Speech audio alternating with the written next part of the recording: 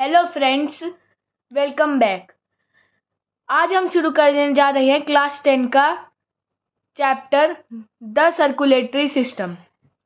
तो सबसे पहले सर्कुलेटरी सिस्टम होता क्या है। हमारी बॉडी में बहुत सारे फ्लूइड्स होते हैं। उन फ्लूइड को डिलीवर करने के लिए एक सिस्टम होता है जिसे बोलते हैं हम सर्कुलेटरी सिस्टम।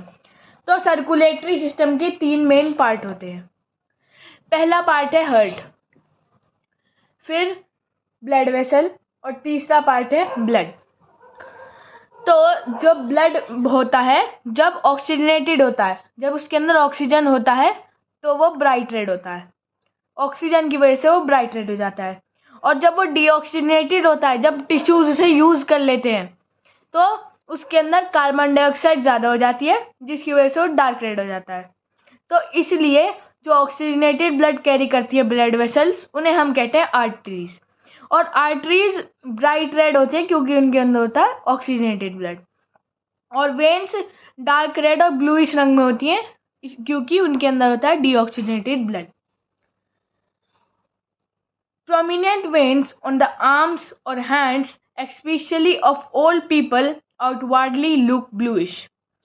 जो बूढ़े लोग होते हैं उनके जो हाथ पर वेन्स होती हैं वो बाहर को निकली होती हैं, ब्लूइश होती हैं। तो ऐसा क्यों होता है? ऐसा इसलिए होता है क्योंकि जो उस एज में जाते जाते जो वेन्स होती है वो लेस थिकर हो जाती है और उनके अंदर कार्बन डाइऑक्साइड तो है ही उनके अंदर, जिसकी वजह से ब्लूइश और डार्क रेड रंग की होती हैं। Due to thicker muscular walls of veins. तो यहाँ पर आप एक डायग्राम देख सकते हैं जिसमें कि हमारा ह्यूमन हार्ट है। इसके अंदर ये है वेन्स जो कि डीऑक्सीजनेटेड ब्लड कैरी करती है और टिश्यूज से हार्ट तक लाती है। और ये है आर्टरी, अरोटा, बॉडी की सबसे बड़ी आर्टरी। तो हमारी बॉडी में कुछ सर्कुलेटिंग फ्लूइड्स होते हैं।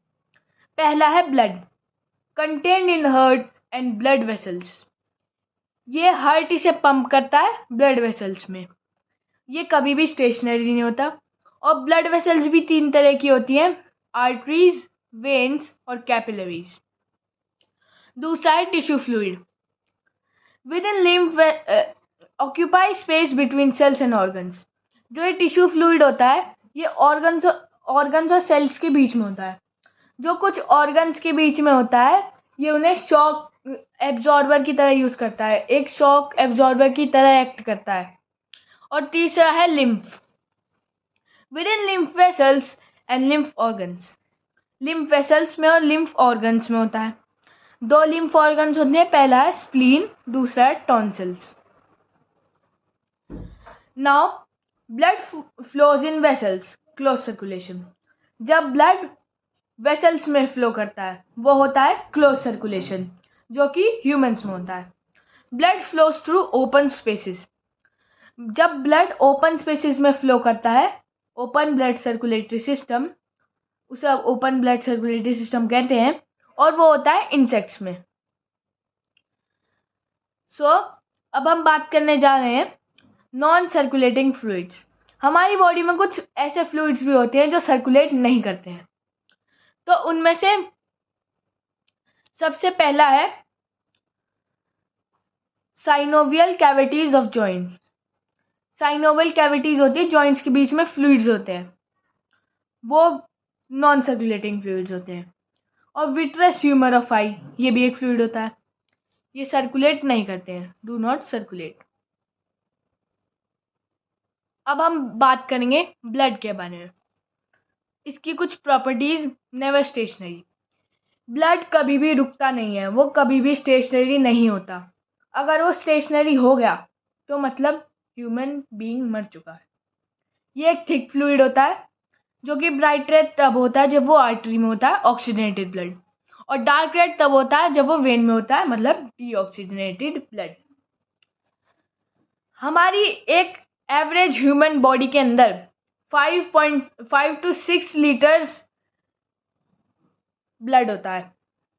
इसका टेस्ट सॉल्टिश होता है, ये स्लाइटली एल्कलाइन होता है, मतलब बेसिक होता है, थोड़ा सा बेसिक। 7.3 से 7.5 होता है इसका पीएच। 7 होता है न्यूट्रल और उससे बड़ा होता है बेसिक और उससे कम होता है एसिड। ये होता है थोड़ा सा basic alkaline. Now we will be talking about its functions. पहला है ट्रांसपोर्ट। इसमें पहले पॉइंट में बात करते हैं एलिमेंट्री कैनाल। ये एलिमेंट्री कैनाल में कुछ सिंपल शुगर्स ट्रांसपोर्ट करता है, जैसे glucose, amino acids, vitamin and mineral salts. और दूसरा है ऑक्सीजन। ये लंग से टिश्यूज तक ले जाता है।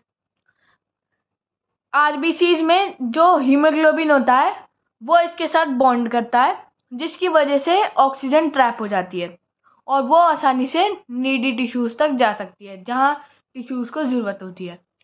यहाँ पे एक इक्वेशन दे रखी है, HB haemoglobin plus O2 oxygen is equals to HB.O2 oxyhaemoglobin. इसका मतलब है ऑक्सी हीमोग्लोबिन। ये एक रिवर्सिबल रिएक्शन है और ये जो O2 ही निकाल देगी यहाँ से फिर। नाउ तीसरा है कार्बन डाइऑक्साइड। ये कार्बन डाइऑक्साइड को भी ट्रांसपोर्ट करता है। जब ये टिश्यूज तक जाता है तो वहाँ ऑक्सीजन ले लेता है और कार्बन डाइऑक्साइड ले लेता है, जिसकी वजह से ये बन जाता है डीऑक्सीजनेटेड ब्लड। और ये ले जाता है टिश्यूज से लंग्स तक, टिश्यूज से लंग्स तक। occurs partly in combination with hemoglobin and partly as a solution in blood plasma।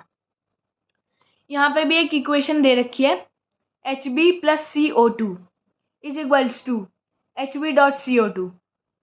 ये CO2 बहुत छोटी छोटी क्वांटिटी में इसके साथ बॉन्ड करता है, उसको बोलते हैं कार्बामिनो हीमोग्लोबिन। नाउ चौथा है ट्रांसपोर्ट ऑफ एक्सक्रीटरी मटेरियल। ये एक्सक्रीटरी मटेरियल को भी ट्रांसपोर्ट करता है बॉडी ऑर्गन से किडनी तक। Distribution of hormones. ये पूरी बॉडी में हार्मोन्स का भी डिस्ट्रीब्यूशन करता है। और डिस्ट्रीब्यूशन ऑफ हीट, ये हीट का भी डिस्ट्रीब्यूशन करता है अपने साथ। अगर ये एक ब्लड गर्म है तो वह सारी बॉडी में जाएगा, जिसकी वजह से थोड़ी थोड़ी हीट वो सारे में ट्रांसफर करता रहेगा। तो बी पॉइंट है protection. First forms clot over cuts in blood vessels. ये क्लॉट बना लेता है अपने स्पेशल सेल्स की वजह से, जिन्हें बोलते हैं प्लेटलेट्स। ये प्रिवेंट करता है further loss of blood entry of further loss of blood में को रुकने में भी हेल्प करती है क्लॉटिंग, और entry of disease causing germs. कुछ एंट्री हो जाती है डिजीज कॉजिंग जर्म्स की, जैसे बैक्टीरिया, वायरस, तो उससे भी ये रोक देता है। दूसरा है WBCs, angles bacteria, phagocytosis. Angles bacteria, जैसे एक WBC है, उसके सामने कोई अनवांटेड बैक्टीरिया आया तो उसने उसे एंगल्फ कर लिया, अपने अंदर डाला और फिर अपने लाइसोसोम्स की वजह से उसे डाइजेस्ट कर लिया। डाइजेस्टिव एंजाइम्स की वजह से, उसके अंदर डाइजेस्टिव एंजाइम्स होते हैं बहुत ज़्यादा हाई है उसके। इस प्रोसेस को बोलते हैं phagocytosis. Produce antitoxins and antibodies. जो ब्लड होता है उसके अंदर खुद ही एंटीटॉक्सिन्स और एंटीबॉडीज बन जाती हैं। Neutralises poisonous substances. हमारी बॉडी खुद ही बना लेती है कुछ पॉइजनस सब्सटेंसेस, कुछ बाहर से आ जाती हैं, तो उनसे बचने के लिए एंटीटॉक्सिन्स हेल्प करते हैं। और किल जर्म्स, जो एक्सटर्नल जर्म्स होते हैं उनसे ये एंटीबॉडीज हेल्प करती है लड़ने में। तो इसका कुछ कंपोजिशन शॉर्ट फॉर्म में, पहला है प्लाज्मा, जो कि इसका फ्लूइड पार्ट है 50 to 60%, और सेलुलर एलिमेंट्स है RBC, WBC और प्लेटलेट्स। अभी हम आगे पढ़ेंगे, और ये होते हैं 40 to 45 या 50% तक। तो अब हम बात करते हैं कंपोजिशन की। पहले आता है प्लाज्मा। ये होता है 50 to 60% ब्लड में। ये लाइट येलो होता है, एल्कलाइन होता है। इसका कंपोजिशन है, पहले तो आता है वाटर 90 to 92%, प्रोटीन्स 7 to 8%, और इनऑर्गेनिक सॉल्ट्स 1%। जो इनऑर्गेनिक सॉल्ट्स होते हैं उनके कुछ एग्जांपल्स हैं, sodium bicarbonate, sodium chloride, NaCl common salt. कुछ अदर सब्सटेंसेस भी होती हैं जो कि ट्रेसेस में होती हैं, जो कि काउंट करो ना करो एक ही बात है, बहुत कम होती है, बहुत कम। उनके एग्जांपल हैं ग्लूकोज, जो कि वो एलिमेंट्री कैनाल तक ट्रांसफ़र करता है, amino acids, fibrinogen, hormones, urea waste, hormones अलग अलग जगह ट्रांसफ़र करता है। The plasma from which protein fibres has been removed is called serum. तो सीरम होता क्या है? अगर प्लाज्मा में से हम प्रोटीन फाइबर्स हटा दें तो वो सीरम बन जाएगा। तो फिर इसका बी पार्ट है सेलुलर एलिमेंट्स। सेलुलर एलिमेंट्स मतलब उसके अंदर कौन कौन सी सेल्स होती हैं। पहली तो है RBC, इसे हम बोलते हैं एरिथ्रोसाइट्स। दूसरी है WBC, इसे हम बोलते हैं ल्यूकोसाइट्स। और तीसरी है प्लेटलेट्स, इसे हम बोलते हैं थ्रोम्बोसाइट्स। और यहाँ पर एक पॉइंट भी रखा है कि veins contain 75% of O2, HB releases only 23% of its O2। Haemoglobin से 23% O2 रिलीज करता है, 75% उसके पास ही होता है।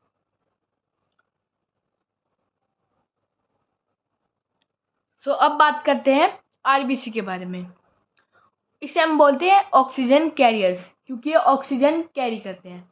इनके पास कोई न्यूक्लियस नहीं होता, इन्यूक्लिएटेड, जब ये मैच्योर हो जाती हैं, जिससे कि ये ज़्यादा से ज़्यादा ऑक्सीजन कैरी कर सकते हैं। ज़्यादा से ज़्यादा इसके अंदर हीमोग्लोबिन है, ज़्यादा से ज़्यादा वो बॉन्ड करे, ज़्यादा से ज़्यादा ऑक्सीजन ट्रांसफ़र हो पाए। तो इसका शेप, पहले शेप के बारे में बात करें। शेप होता है बाइकॉनकेव डिस्क लाइक, मतलब सेंटर में से फ्लैट और साइड में से राउंड, पेरिफेरी में से साइड में से, पेरिफेरी मतलब साइडर पार्ट। इसका साइज होता है about 7 micron in diameter, 7 micron. अब इसमें होता है haemoglobin contain in spongy body और स्ट्रोमा। स्ट्रोमा में होता है हीमोग्लोबिन। ये एक रेस्पिरेटरी पिगमेंट होता है और ये बनता है हेमिन से। आयरन कंटेनिंग पार्ट, हेमिन होता है आयरन कंटेनिंग पार्ट और ग्लोबिन होता है प्रोटीन पार्ट। अब हम बात करते हैं CO पॉइजनिंग की। Example, sleeping near burning furnace. अगर कोई बंद कमरा है और उसके अंदर हम आग जला के सो जाए, बिल्कुल बंद, जिसमें कोई वेंटिलेशन नहीं है, तो वो जो कमरा होगा उसमें धीरे धीरे ऑक्सीजन ख़त्म होने लगेगी। तो आग को तो जलना है, तो उसके लिए वो पार्शियल बॉन्डिंग होगी, जिसकी वजह से कार्बन डाइऑक्साइड की जगह कार्बन मोनोऑक्साइड बनेगी, जो कि बहुत जल्दी हमारे ब्लड से चिपकेगी और बनाएगी कार्बोक्सी हीमोग्लोबिन, HbCO। ये ब्लड की कैपेसिटी डाउन कर देता है, O2 ट्रांसफ़र करने की ब्लड की कैपेसिटी डाउन कर देता है, जो कि simply result in death. Now इनकी साइट्स ऑफ प्रोडक्शन की बात करते हैं RBCs की। अडल्ट्स में बोन मैरो में लॉन्ग बोन जैसे कि रिब्स, ब्रेस्ट बोन, इलियम। और जब एम्ब्रॉय होता है, जो पैदा भी नहीं हुआ होता है, बहुत छोटा बच्चा, उसमें वो बनती है लीवर और स्प्लीन में। चिल्ड्रन में भी बोन मैरो में ही बनती है लॉन्ग बोन्स की। इनका एवरेज लाइफ स्पैन होता है 120 डेज। ये 120 डेज तक जीती हैं, फिर लीवर में ख़त्म हो जाती है। Old and weak destroyed in spleen, liver and bone marrow. जो ओल्ड एंड वीक RBCs हो जाती है, वो स्प्लीन, लीवर और बोन मैरो में तोड़ दी जाती हैं, मतलब डिकम्पोज कर दी जाती हैं। तो उनका आयरन पार्ट बिलीरुबिन के फॉर्म में चला जाता है। और हमारी बॉडी में 2 मिलियन सेल्स डिस्ट्रॉय होती हैं एवरी सेकेंड। देखा, एवरी सेकेंड में 2 मिलियन RBCs डिस्ट्रॉय होती हैं, उसके हिसाब से बनती भी हैं। तो यहाँ पर हम एक और पॉइंट के बारे में बात कर लेते हैं।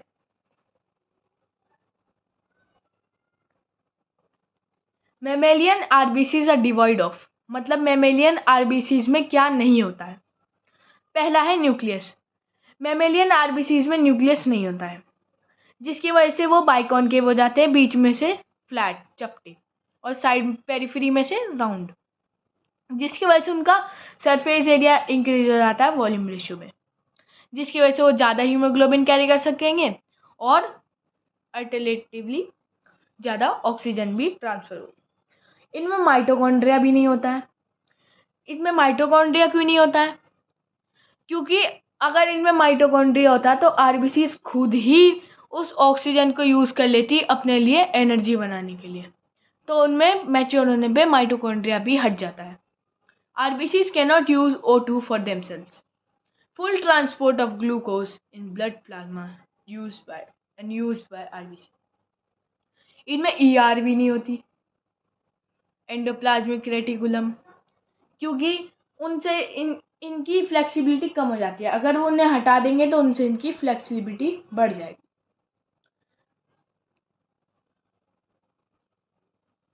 और अगर हमारी बॉडी में एब्नॉर्मल इंक्रीज हो रहा है आरबीसीज का, तो उसे हम बोलते हैं पॉलीसाइथेमिया। और अगर एब्नॉर्मल डिक्रीज हो रहा है तो उसे हम बोलते हैं एरिथ्रोपिनिया।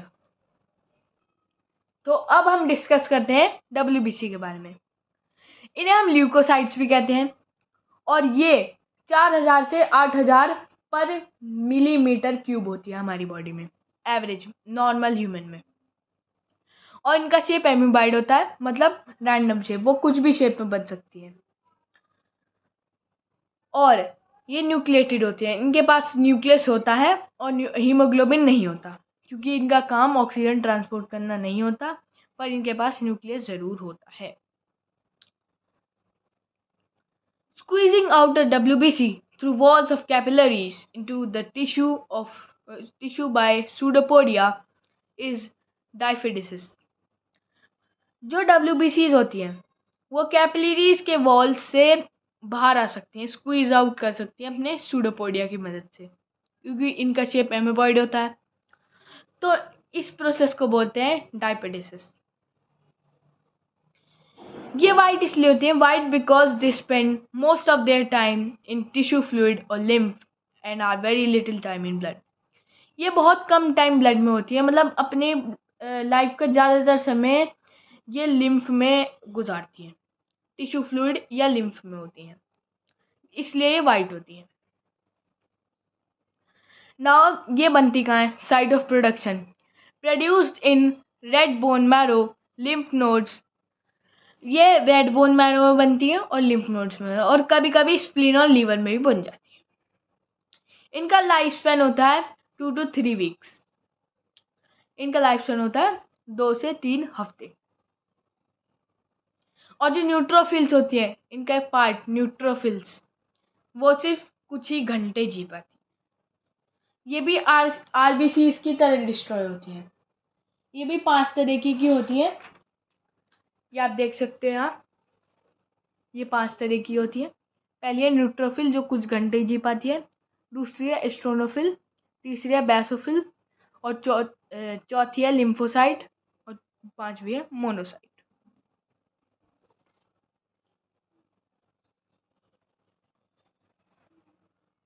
सो नाउ इनका फंक्शन है बॉडी डिफेंस। और अब इनके बारे में कुछ बात कर लेते हैं। फैगोसाइटोसिस फंक्शंस का पहला पार्ट है phagocytosis. Neutrophils engulf particle like solid substances, especially bacteria.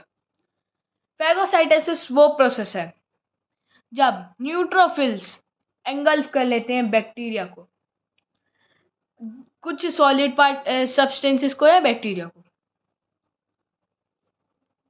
उससे पहले कुछ इंपॉर्टेंट टर्म्स के बारे में बात कर लेते हैं। Leukaemia, cancer of tissue forming WBCs whose number increases manifold at cost of RBC. Treatment blood transfusion, blood change करना पड़ेगा। Leukopenia, abnormal decrease in number of WBCs। अब वापस से आते हैं phagocytosis. Pus, composed of dead WBCs together with tissue cells destroyed by bacteria. Abnormal increase in WBC count up to 50K or more indicates infection in the body. अगर हमारी body में WBC हद से ज़्यादा बढ़ रही है तो इसका मतलब है कि हमारी बॉडी में कहीं इन्फेक्शन है। दूसरा है inflammation, occurs due to reaction of tissues to injury and localized invasion of germs. Inflammation तब होता है जब रिएक्शन ऑफ टिश्यूज होता है इंजरी पे, जहाँ जर्म्स ने इन्वेजन करा होता है। इन्फ्लेमेशन मतलब फूलना, redness. Characteristic of inflamed spot, local heat, वहाँ हीट जमा होने लग जाएगी, रेडनेस, स्वेलिंग एक्सेट्रा। प्रोसेस, इस प्रोसेस में कौन कौन इन्वॉल्व होता है?